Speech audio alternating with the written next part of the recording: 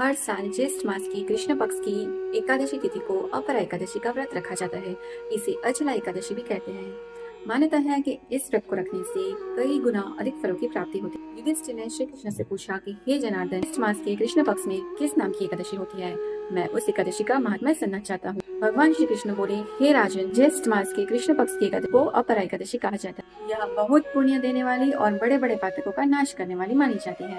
ब्रह्म हत्या करने वाला, गोत्र की हत्या करने वाला, गर्भस्थ बालक को मारने वाला, पर स्त्री लंपट पुरुष भी इस एकादशी के सेवन से निश्चय ही पाप रहित हो जाता है। जो झूठी गवाही देता, माप तोल में धोखा देता, बिना जाने ही नक्षत्रों की गणना करता और कूटनीति से आयुर्वेद का ज्ञाता बनकर वैद्य का काम करता है, ये सब नरक में निवास करने वाली प्राणी। पर इस एकादशी का व्रत करने से ये सब भी अपने पाप से मुक्त हो जाते हैं।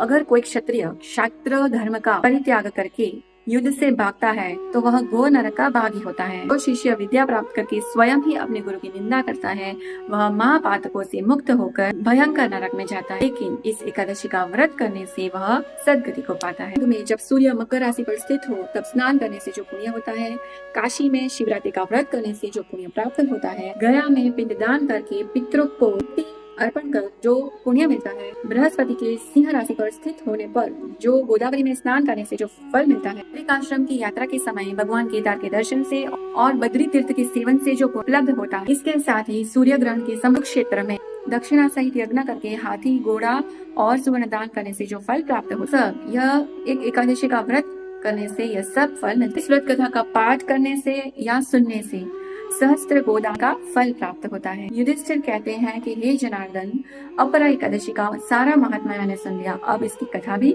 सुना दीजिए। तब श्री कृष्ण कहते हैं कि हे राजन, प्राचीन काल में एक महिध्वज नामक धर्मात्मा राजा था, लेकिन उसका छोटा भाई वज्रध्वज बहुत ही क्रूर, अधर्मी और अन्यायी था। वह अपने बड़े भाई से द्वेष रखता था। इसी द्वेष भाव में आकर एक रात्रि को उसने अपने बड़े भाई की हत्या कर दी और उसकी देह को जंगली पीपल के पेड़ के नीचे गाड़ दिया।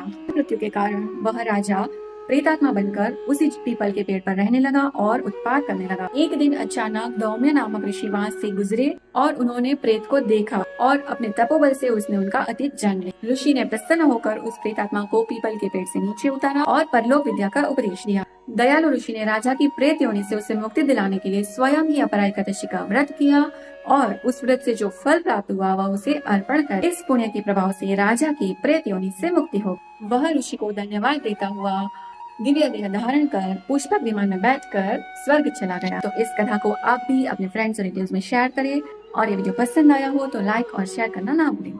जय श्री कृष्ण।